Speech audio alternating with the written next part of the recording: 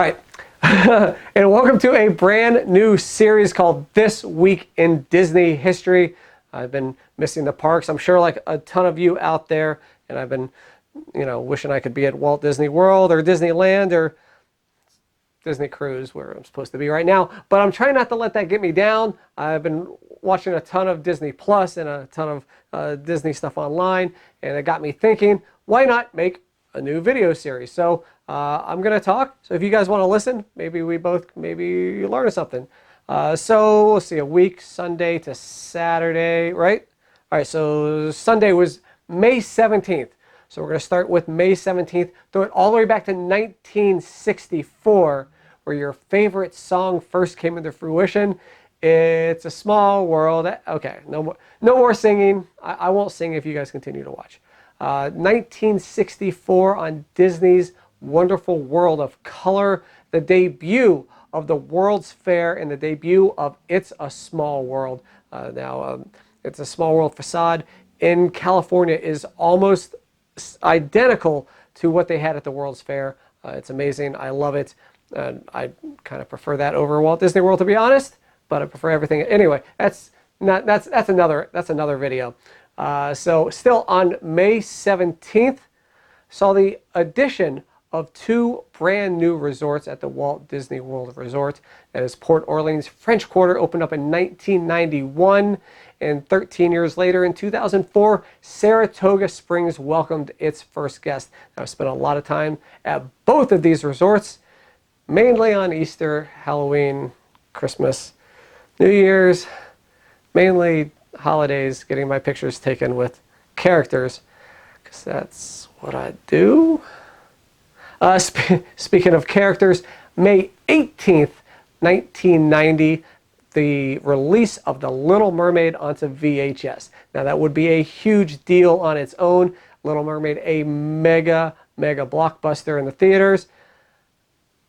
But some of you, I ain't saying who, but some of you saw something a little bit dirty in that VHS artwork. So much so that they had to pull the artwork, and it's no longer on any other digital DVD covers, anything in the parks, because some of you got a dirty mind. Now, May 18th, 1995, saw the Disney company purchase 25% of the Los Angeles Angels baseball team, and then 7 years later, they won a World Series. So listen, I'm not saying that Disney should buy the Tampa Bay Rays, but if you do buy the Tampa Bay Rays, this guy won't be complaining. Also on May 18th, 2015, Inside Out debuted at the Cannes Film Festival. It didn't make its worldwide debut until June, but folks at Cannes were able to see it first. I actually also got a sneak peek of Inside Out before it came out, and I actually dressed up as Anger and got my picture taken with sadness and joy, and I think I was a pretty good Anger.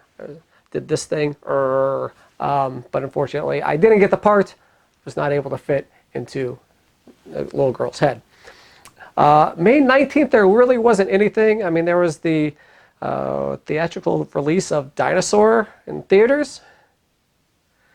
Just going to gloss over that and transition to May 20th. May 20th, 1973, a banner day in Walt Disney World history. Tom Sawyer's Island, the rafts, the River and Swan boats all made their debut at the Magic Kingdom at Walt Disney World. Now I'm going to tell you a little secret. On a hot summer day, on a hot summer busy day at the Magic Kingdom, it's always good to go over to the Tom Sawyer's Island, get a water, hang out in the caves. Nobody will find you, and then you just let all the savages do their thing. Also on May 20th, 2011, one of my favorite dates in history, that is the grand reopening of Star Tours. Also the very first day of the 2011 Star Wars weekends. I was there, so was Bob Iger, George Lucas, Sir Anthony Daniels, as they welcome in Star Tours 2, as the official title, Star Tours, The Adventure Continues. It was really cool to see everyone up on stage. C-3PO standing next to Sir Anthony Daniels was really cool. So and the line started at like 9:30 the night before, just to be one of the first people to be able to go onto the new Star Tours ride. Now, a date that you're going to want to remember is May 21st, 1928. That is the date that Mickey Mouse trademark was passed through the United States Patent Office. Now, why is this such a big deal? Because if you've been watching the news for the past couple of years, it seems that there's some scuttle on whether or not Mickey Mouse, the name, the likeness, everything about it, will become public domain. So as a big fan of Mickey, I'm super invested to see how this plays out. So when we revisit this, when we're 8 years into this week in Disney history, we can revisit this and talk about whether or not Mickey is public domain. Speaking of Mickey, he's probably going to be one of the first characters, one of the first people that I see that I go and give a gigantic hug to when the parks open. I want to hear from you guys. Who's going to be the very first character that you guys gonna? Is it going to be Pooh Bear? Is it going to be Donald Duck? Or is it going to be Mickey like myself?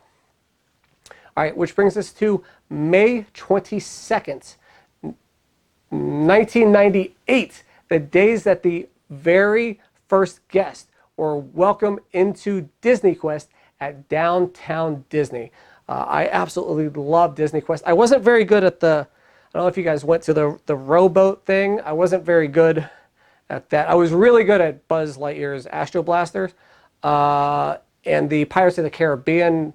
But the problem with the Pirates of the Caribbean game was that like if you only went by yourself or with one other person, it was a 4-player game. So they put you in these things and you had to like shoot cannons. And of course, nobody else could figure out how to shoot a cannon. I mean, what are you? You're not a pirate? You don't know how to shoot a cannon? I mean, not a pirate. But May 22nd, 2015. Now I said May 20th was one of my favorite days. May 22nd may be my favorite day in Disneyland history. It was the start of the Diamond Celebration at the Disneyland Resort. And the Disneyland Diamond Celebration also featured the debut of one of the greatest night parades I have ever seen, Paint the Night, along with the Disneyland Forever fireworks show. I wish I could show you the entire parade, but I can't. But Paint the Night, fantastic, and I really, really hope that it comes back one day. But also, to kick off this celebration, Disneyland had a 24-hour party. It was the most insane thing I've ever seen. The crowds were beyond anything I could ever expect, and I could tell you all about the chaos that was this 24-hour party, but I probably need like another hour and an entirely different YouTube show for that. So we're gonna go ahead and skip that. But the 24-hour party was a ton of fun. I don't think I made it through all 24 hours. I think I was close. I think we went till about 4 a.m. And then I was out. I was out. But that actually wasn't the first of the 24-hour parties that Disney had done. Also, this week in Disney history, 2013, Disney World and Disneyland did a 24-hour party on each coast. And you could actually, some people went from start of the day at Walt Disney World and ended in Disneyland. We call those people maniacs, but I love them. Also, 2014 was the Rock Your Disney Side 24-hour party, again at both Walt Disney World and Disneyland. It was I didn't stay up till the first one. The first one I powdered at like 2. This one I think it was a little bit closer, maybe 3 or hey. So that means the next one, if we have one more, I'll be able to make it to 5, and then if we have 2 more, I'll be able to go from 6 to 6. Or something like that. So Disney, let's have at least 1 or 2 more. One more Disney day in a couple leap years. All right, which leads us to May 23rd. It's the May 23rd, 2001, the opening of the Magic Carpet Ride at Walt Disney World and Adventureland. I would love to show you a picture of me on the magic carpets, but this is awkward. On that note, I hope you enjoyed this week in Disney history. Please follow, subscribe, do all the things at the Disney Bum all over the socials, and the Milo Beasley Show also on the socials and the YouTube. So please, thank you for watching. And next week we're going to dive into the refurb of Disneyland's Sleeping Beauty Castle, live action Aladdin, and so much more. So thank you for watching, and hopefully I'll see you next week, or you'll see me next week, because I can't see that's the thing with the camera.